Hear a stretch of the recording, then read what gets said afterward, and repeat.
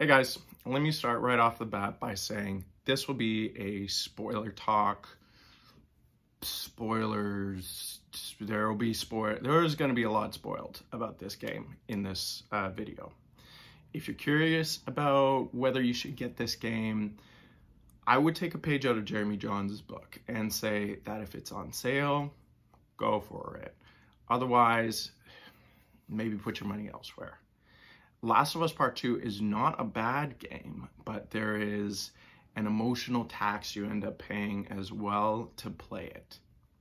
Cool. Okay? Spoilers for the rest of this video. You've been warned. Okay? So Last of Us 2 came out fairly recently, and I have some thoughts. Most likely the same thoughts as a lot of people who have played this game. So let me start out with the good stuff. The stuff that worked for me. The visuals, so good.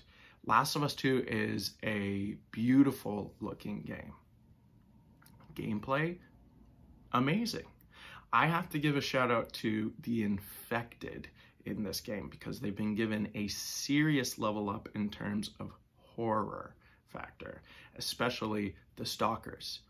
In the first game, the stalkers seemed almost like an afterthought, but far and away, the stalkers in this game are the one enemy that made me change how I played the game and put me the most on edge and made me consistently look over my shoulder from the moment you first encounter them until the end of the game.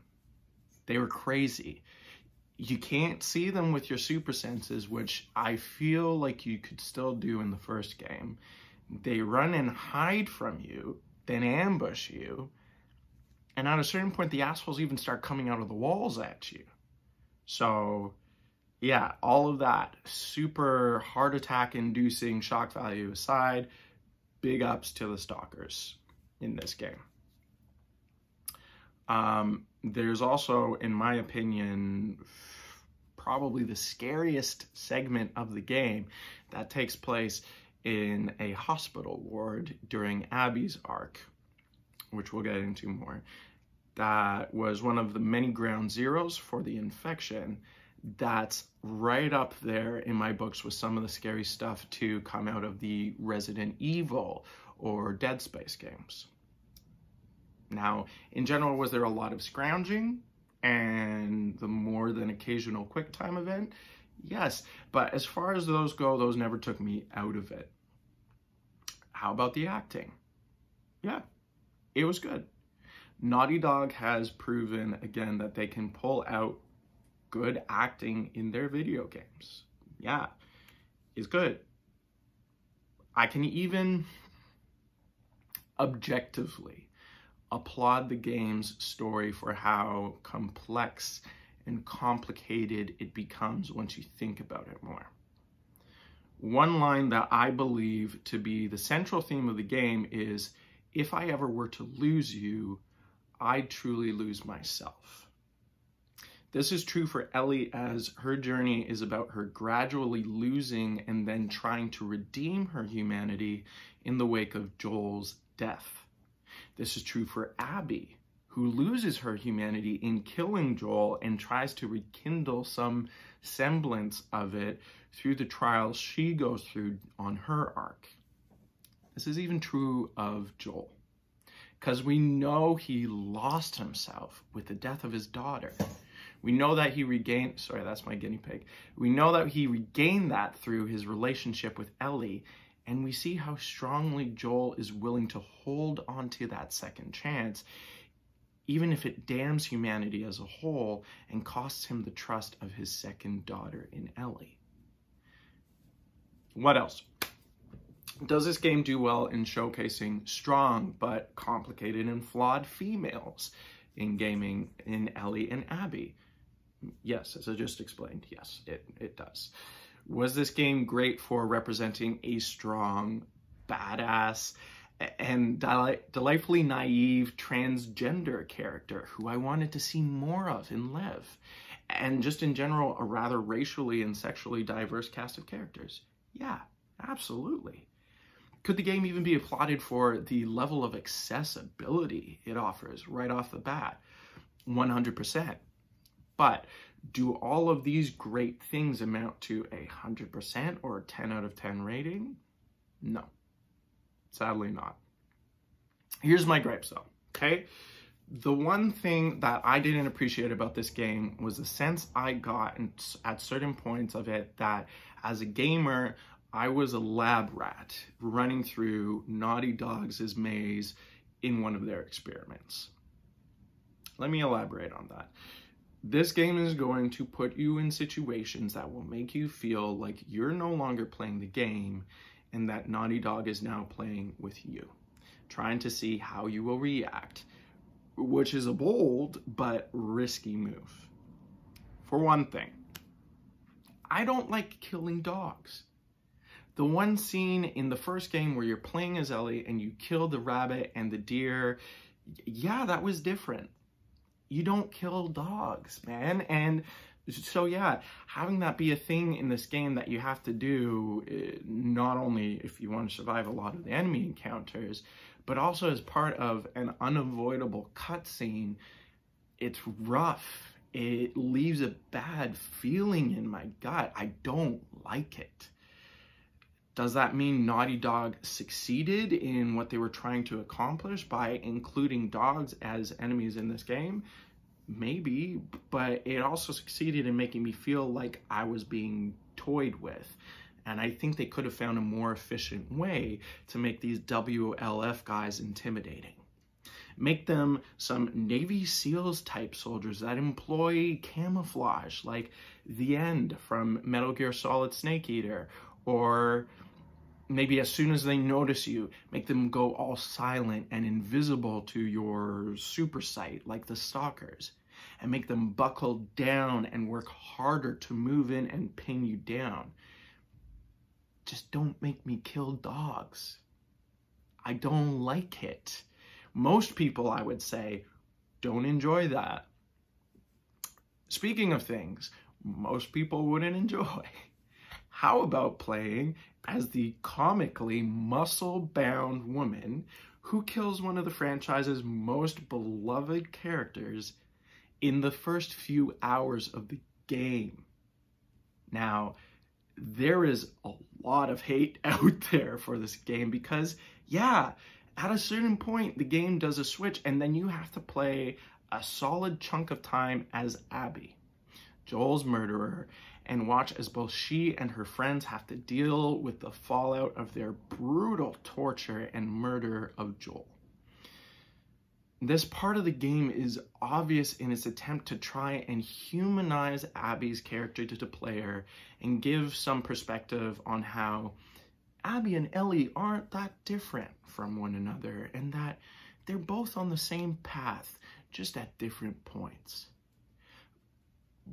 But all of that is kind of a moot point when the players have just watched this same woman give Joel, a character loved by a lot of fans of this franchise, a brutally long, drawn-out, awful death.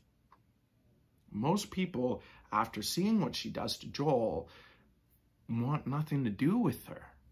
And you can see that just by looking up countless reactions online from people playing the game.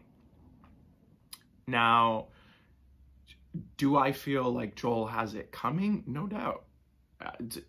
Was Joel free of any kind of character flaws? No, man, but Joel lost his daughter. And after 20 years of living in a zombie apocalypse, he'd become a much harder, stone-faced, closed-off character, because that's what he had to do to survive physically, emotionally, and mentally. And you slowly and methodically see Ellie chip away at that over the course of their journey in the first game. And as a result of the bond that forms between them, Joel absolutely betrays Ellie's trust in saving her life, condemning humanity to live with the Cordyceps plague forever, and then lying to her about it. That's some powerful fucked up shit, but it's shit that's rooted in Joel's rekindled need for love.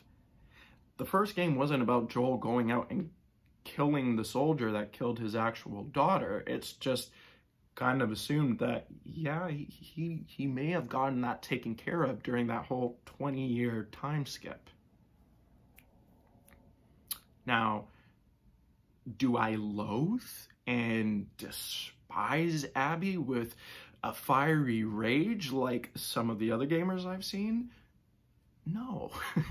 But I also don't care or wish to give her any kind of benefit of the doubt. She loses her chance at that when she kills Joel. Again, in some way, is that another success for Naughty Dog? I can't tell. Neil Druckmann, the director of the Last of Us franchise, recently came out in an interview saying, "Can we make you hate someone so much that you want to hurt them in really horrible ways for what they've done to you? And then all of a sudden make you play as them?" And the challenge was, can we get you to empathize? Well, in my case, and in the case of many other gamers, no. Does that make me close-minded? Maybe. Should I maybe come back and play this game again after maybe revisiting the first game first? See if this works better as a legitimate part 2 continuation of the story, like Avengers Endgame or the Deathly Hallows part 2? Maybe. But for my first playthrough, I was largely stuck between being indifferent and uncomfortable playing as Abby after she killed Joel. I went from cautiously curious pre-killing Joel to trying to be curious while mostly indifferent at the start of her post-killing Joel arc, and to strong levels of emotional discomfort when the game was trying to make me kill Ellie as Abby. Generally speaking, I didn't want to play as Abby. And I especially didn't want to play as Abby trying to kill Ellie.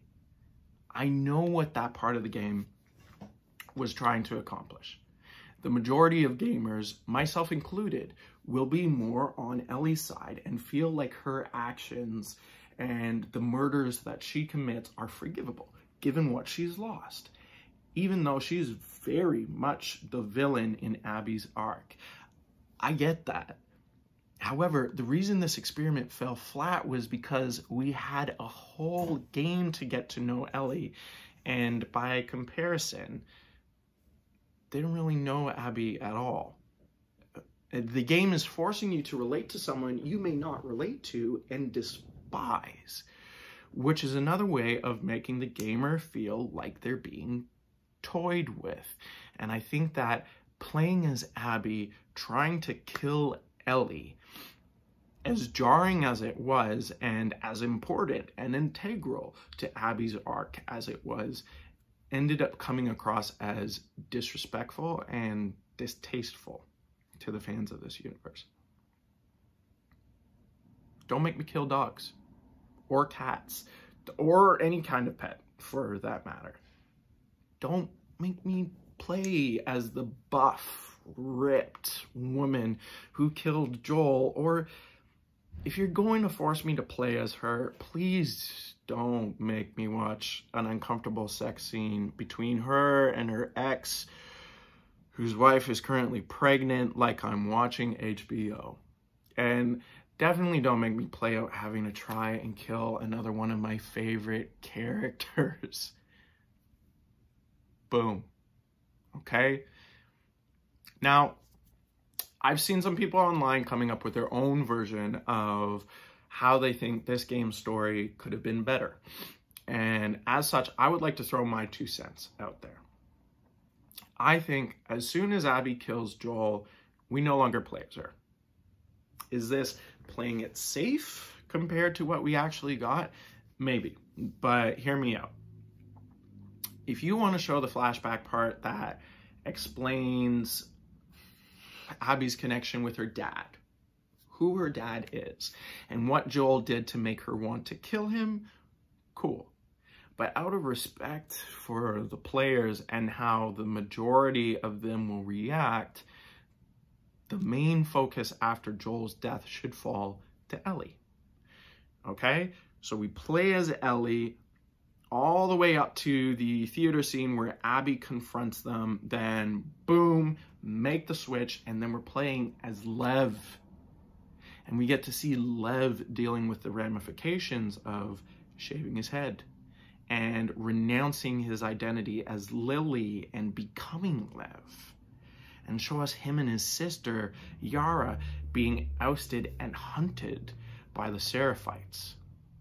Have them get captured by said Seraphites, saved by Abby, and then have everything after that point in the plot played out from Lev's point of view.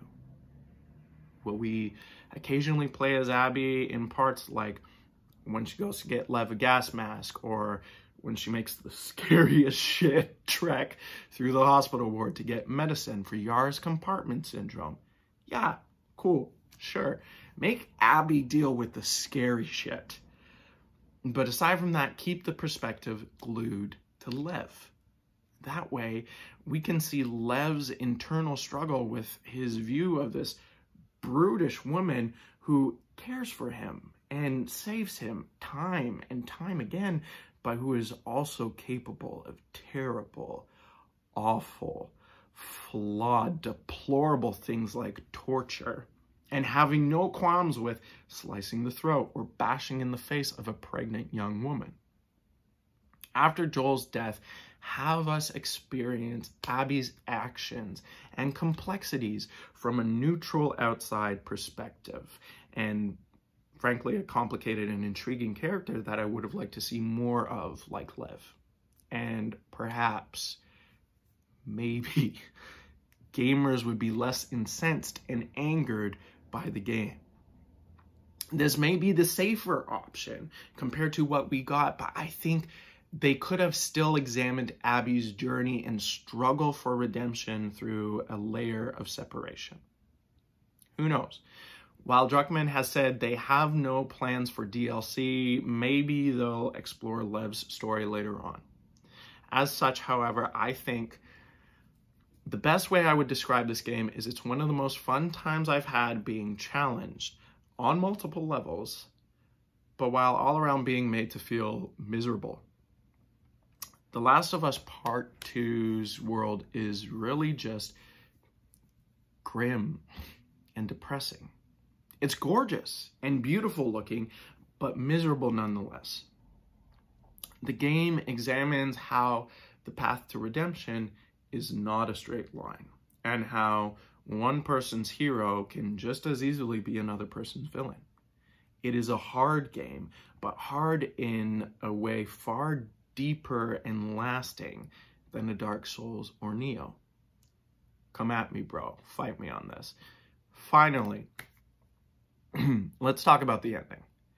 Am I mad that Ellie doesn't kill Abby? In the end, no. If you think back to the first game, the whole catalyst for the entire first game is to get Ellie to the Fireflies so they can make a cure. What ends up happening? Joel finds out that in making the cure, the girl that he's come to establish a pseudo father-daughter bond with would be killed. And he decides to abandon the mission and save the girl. A decision I wholeheartedly agree with. And that's what happened with Ellie too. She goes throughout the entire game on this quest for vengeance, and when she finally has the upper hand over Joel's killer and is about to take her out for good, she has some kind of epiphany and abandons her mission. Now, do I wish she had this epiphany back when she was on the farmhouse with Dina and JJ? Yeah, I really do. I wish she had gained some perspective when she was out sitting on the tractor in the fields with her kid, taking in the beautiful view. I think that would have been an incredible send-off to the franchise, similar to the epilogue of Uncharted 4, a far less depressing and happier game from Naughty Dog. But The Last of Us Part 2 isn't Uncharted 4, and instead, Ellie goes on one last quest, almost dies, and loses a couple of fingers. Her wife and child leave her, and we see her leaving the farmhouse at the end, walking off into the distance, most likely to catch up with her wife and try and mend that damaged relationship from her running off into danger yet again. Did I feel like that final journey was earned? It's hard to say. On the one hand, seeing Ellie grapple with her PTSD in the scene in the farm shed was really powerful, and I'm glad they included it. But having to then switch back to Abby again, and then back to Ellie again, and then to Ellie back at the farmhouse dealing with the shockwave of her leaving, all felt a little too similar to how I felt with the bevy of endings at the end of the third Lord of the Rings movie. So, yeah. The Last of Us Part 2. What did you guys think of it? If you liked the video, feel free to drop a like or leave a comment. And if you have stayed with me all the way through this video to the end, thank you. I appreciate you. As for me, I'm gonna go tend to my island in Animal Crossing, or steal the last few hearts in Persona 5 Royal and just detox a bit. Have a great day, guys. See you soon.